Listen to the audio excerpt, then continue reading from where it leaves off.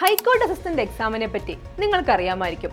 എന്നാൽ PSC എക്സാമിന് പഠിക്കുന്നത് പോലെ ഇതും പഠിച്ചാൽ മതിയെന്ന് നിങ്ങൾ കരുതുന്നുണ്ടെങ്കിൽ അവിടെ നിങ്ങൾക്ക് തെറ്റി. കേരള PSC അല്ല, കേരള ഹൈക്കോടതിയാണ് ഹൈക്കോർട്ട് അസിസ്റ്റന്റ് എക്സാം നടത്തുന്നത്. ഒബ്ജക്റ്റീവ് ടെസ്റ്റും ഡിസ്ക്രിപ്റ്റീവ് ടെസ്റ്റും ഇന്റർവ്യൂവും അടങ്ങുന്ന പരീക്ഷാ രീതി. 100 മാർക്കിന്റെ ഒബ്ജക്റ്റീവ് ടെസ്റ്റിൽ 50 മാർക്കിന്റെ ഇംഗ്ലീഷ്, 40 മാർക്കിന്റെ GK, 10 മാർക്കിന്റെ മാത്സ് ആൻഡ് റീസണിംഗ്. ഒബ്ജക്റ്റീവ് ടെസ്റ്റിന് തൊട്ടു പിന്നാലെ 60 മാർക്കിന്റെ ഡിസ്ക്രിപ്റ്റീവ് ടെസ്റ്റും ഉണ്ടാകും.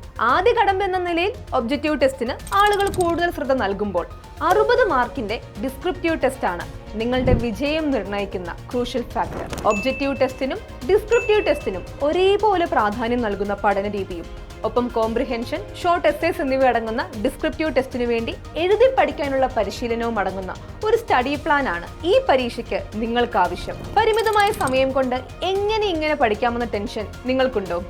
ഞങ്ങളുണ്ട് കൂടെ. ഒബ്ജക്റ്റീവ് ടെസ്റ്റിലും ഡിസ്ക്രിപ്റ്റീവ് ടെസ്റ്റിലും നിങ്ങളുടെ വിജയം ഉറപ്പിക്കാനുള്ള സ്റ്റഡി പ്ലാനുമായിട്ടാണ് KS മെന്റർ നിങ്ങളെ വിളിക്കുന്നത്. വിജയത്തിൽ കുറഞ്ഞതൊന്നും നിങ്ങൾ ആഗ്രഹിക്കുന്നില്ലെങ്കിൽ ടേക്ക് ദി കോൾ.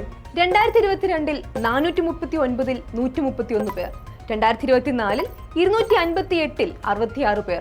ഇത് വെറും സംഖ്യയല്ല, KS മെന്ററിൽ നിന്നുള്ള ഹൈക്കോർട്ട് അസിസ്റ്റന്റ് റാങ്ക് ഹോൾഡേഴ്സിന്റെ എണ്ണമാണ്. ഈ വിജയത്തിന്റെ ആത്മവിശ്വാസത്തിൽ നിന്നുകൊണ്ട് KS മെന്ററിൽ ഹൈക്കോർട്ട് അസിസ്റ്റന്റ് ബാച്ച് ഏപ്രിൽ 28 മുതൽ ആരംഭിക്കുകയാണ്. അടുത്ത വിജയി നിങ്ങളാകാം. സിലബസ് അറിഞ്ഞ് പരീക്ഷ അറിഞ്ഞു പഠിക്കുവാൻ നമുക്ക് ഒരുമിച്ച് തുടങ്ങാം. For more details call 7994404444.